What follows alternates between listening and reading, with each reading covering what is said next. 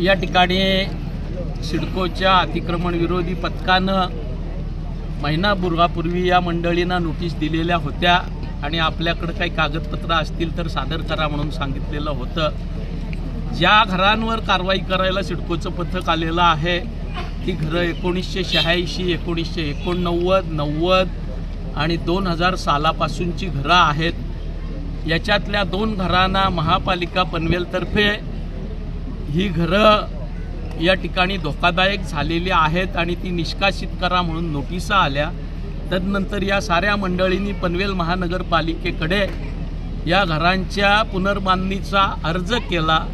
त्या ठिकाणी अर्ज केल्यानंतर प्रॉपर्टी कार्ड सादर करा म्हणून त्यांनी सांगितलं। 81 कागदपत्रांची लिस्ट मागितली, पण यातली बहुतेक कागदपत्र कुणीही प्रकल्पग्रस्त देऊ शकत नाही अशी परिस्थिती आहे आणि त्यामुळे शेवटी धोकादायक घरं पनवेल महापालिकेच्या आदेशाने पाडलेली असल्यामुळे त्यांनी बांधकाम चालू केलं। सिडकोच्या अतिक्रमण विरोधी पथकानं या ठिकाणी कारवाईचा निर्णय घेतला आणि काल रात्री येऊन त्यांनी सांगितलं की उद्या आम्ही कारवाईला येणार आहोत। मी त्या ठिकाणी सिडकोच्या एमडीना CUCना संपर्क साधण्याचा प्रयत्न केला, पण काल दुर्दैवानं संपर्क होऊ शकला नाही। आज सकाळी सिडकोचे CVO मेंगडे साहेबांची संपर्क साधण्याचा प्रयत्न केला, नंतर त्यांचा फोन आला की मी तपासून घेतो नक्की काय आहे ते। दरम्यानच्या काळात आम्ही मंडळींनी या ठिकाणी प्रकल्पग्रस्तांना सांगितलं की आपल्याला जर आपल्यावर आलेलं हे अरिष्ट टाळायचं असेल तर आपल्याला या कारवाईच्या विरोधात एकवटलं पाहिजे आणि त्याला विरोध केला पाहिजे। मी कळंबोली ग्रामस्थांचं मनापासून अभिनंदन करेल की अतिशय मोठ्या संख्येनं या ठिकाणी भर उन्हामध्ये रस्त्यावर सारी मंडळी जमली आणि त्याची दखल शेवटी पोलीस प्रशासन असेल, सिडको असेल त्यांना घ्यावी लागली आणि आजची कारवाई त्यांनी मागे घेतलेली आहे।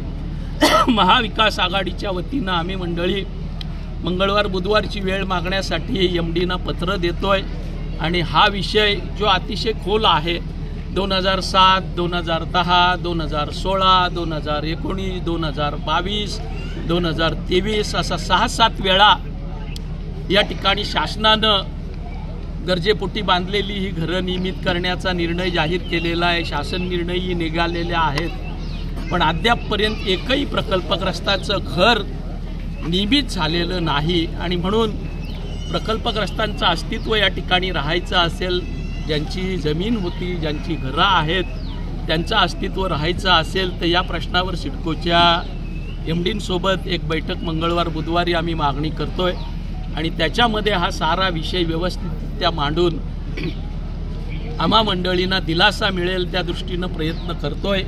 दरम्यानच्या काळात आजची कारवाई सिडकोनं मागे घेतलेली आहे आणि या ठिकाणचे सहाय्यक पोलीस आयुक्त राजपूत साहेब यांना मी विनंती केली की जो काही निर्णय व्हायचा तो भविष्यात होईल, पण मंगळवार बुधवारी आमची आणि MDंची मीटिंग होईपर्यंत आपण अशा प्रकारच्या कारवायांना बंदोबस्त देऊ नका। त्यांनी DCPंशी बोलून तशा पद्धतीची कारवाई करण्याचं आम्हा मंडळींना आश्वासित केलेलं आहे आणि आम्ही मंडळी सिडको MD बरोबर बोलून या विषयाला कुठंतरी मुठमाती देण्याचा प्रयत्न करणार आहोत।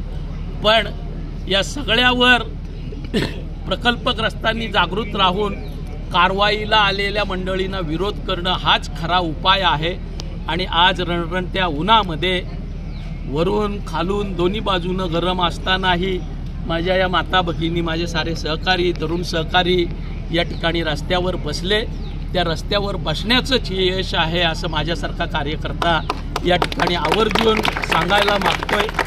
या ठिकाणी पोलीस आणि सिडको प्रशासनानं जे सहकार्य केलं त्याबद्दल त्यांना धन्यवाद देतो आणि सगळ्यात महत्त्वाचं कळंबोली ग्रामस्थांचं आणि त्यांना सहकार्य करायला आलेल्या साऱ्यांचं मनापासून या ठिकाणी आभार व्यक्त करतो।